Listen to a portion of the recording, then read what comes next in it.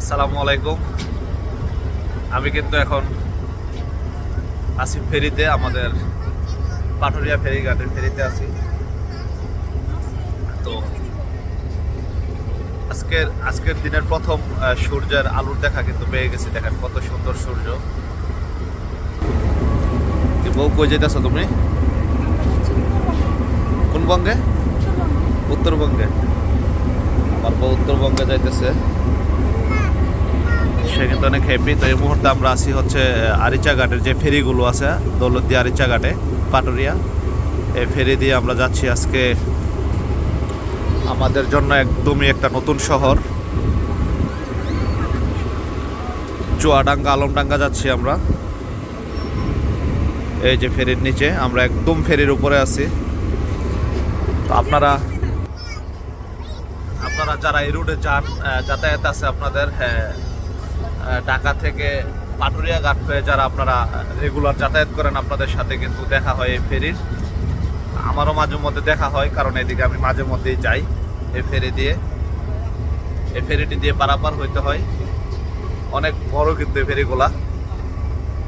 তো ফেরির ভিতরের দৃশ্যগুলো আপনাদেরকে একটু দেখাবো। এই যে এটা হচ্ছে একটা নামাজের স্থান, আর এগুলো হচ্ছে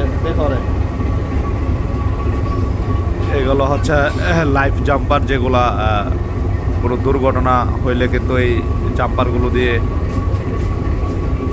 আপনি বেঁচে থাকতে পারবেন পানির মধ্যে। এই যে সাথে আমার ছেলে আছে। আব্বু, আব্বু তুমি কি চা খাচ্ছ?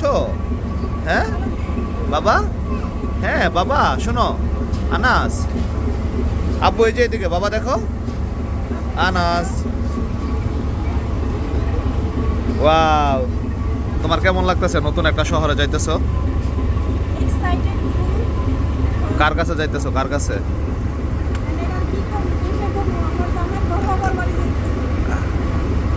আমার বড় আপার বাড়িতে যাইতেছে আমার বউ। আমার সম্পর্কে কথা কইলে অনেক ইতিহাস করা লাগবে, এটা করা লাগবে না, থাকতেই কথা হইলে কি আমার পুলাইডার মনে করতেছে কক্সবাজার। আসলে এই পদ্মা নদীটি পার হয়ে কিন্তু যাইতে হয় এই সাইড দিয়ে পশ্চিম দিকে। আপনারা যারা যান ফরিদপুর, রাজবাড়ী বা বরিশালের দিকে যারা যান, এই ফেরিটি কিন্তু পার হয়ে যাইতে হয়। আমাদের এই রুটে কিন্তু দুইটা ফেরি ছিল, আরেকটা ছিল হচ্ছে পদ্মা সেতু পার হয়ে কিন্তু ফেরি দিয়ে যাওয়া যেত। তো এখন ওই পদ্মা সেতুতে কিন্তু আমাদের পদ্মা নদীর উপরে পদ্মা সেতু হয়ে যাওয়াতে ওই ফেরির এই উপরের অংশটিতে কিন্তু সবাই বসে এই জায়গায় সময় পার করে। এই যে ওই সাইডটা হচ্ছে পাটুরিয়া, আর আমরা ওই পারে যাব দৌলতদিয়া, একদম পদ্মা নদীর মাঝখানে আমরা এখন। তো এই ফেরিতে আপনারা যাতায়াতের সময় কিন্তু চাইলে এখান থেকে প্যাকেজে ভাত খাইতে পারবেন। 160 টাকার প্যাকেজের ভাত, একদম লস প্রজেক্ট। আমরা এইমাত্রই লস প্রজেক্টের একটি খাবার খাই আসছি 160 টাকা দিয়া। একদম এখান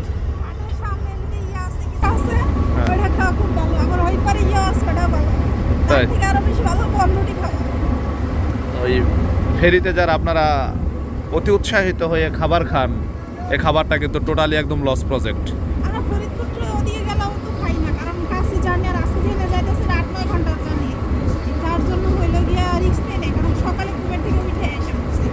একদম লস প্রজেক্টের একটা খাবার। জার্নিটা খুবই ভালো, সমুদ্রের উপরে বসে আপনি খাবেন, নদীর উপরে বসে খাবেন, এটার মধ্যে কিন্তু আলাদা একটা ফিল আছে। এই যে অনেক ফেরি কিন্তু এই নদীতে। তো যখন ঘন কুয়াশা থাকে, ঘন কুয়াশার সময় কিন্তু এই ফেরিগুলো বিভিন্ন চরে আটকায়া যায়, তখন অনেক সময় লাগে। তো আমরা আস্তে আস্তে মোটামুটি ভোর হয়ে গেছে, মানে 7টা-8টা বাজে আমাদের গাড়ি ছিল নবীনগর থেকে।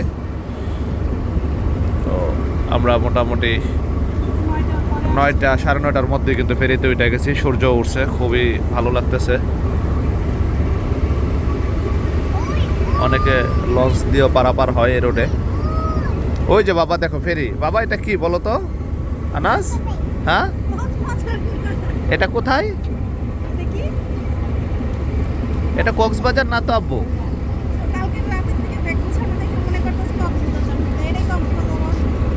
এটা কক্সবাজার না বাবা, এই যে আর একটা ফেরি আসতেছে। তো এখানে কিন্তু প্রচুর ফেরি যাতায়াত করে আর প্রচুর মানুষের যাতায়াত। যখন নামবো তখন কি আমরা ঘুরে যায়? তাই বরাবর এদিকেই যায়। যেদিকে ঢুকছো ওদিকে নামবো নাকি? হ্যাঁ হ্যাঁ